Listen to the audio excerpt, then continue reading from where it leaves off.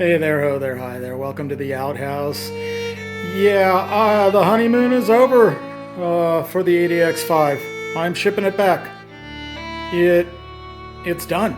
It's done. I hadn't run it since that huge print catastrophe. I got in touch with Flashforge customer service, which they kind of let me down on this one. And I fired it up for the first time today. The print head is making a huge clunking noise. It no longer makes it to the purge area and just forms a blob on the print head. So I'm shipping it back.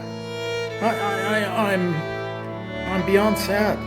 I am. I was hoping it would be, you know, as wonderful as the 5M, but it's not.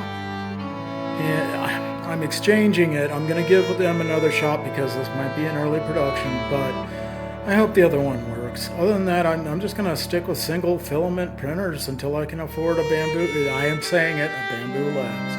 All right. Thank you.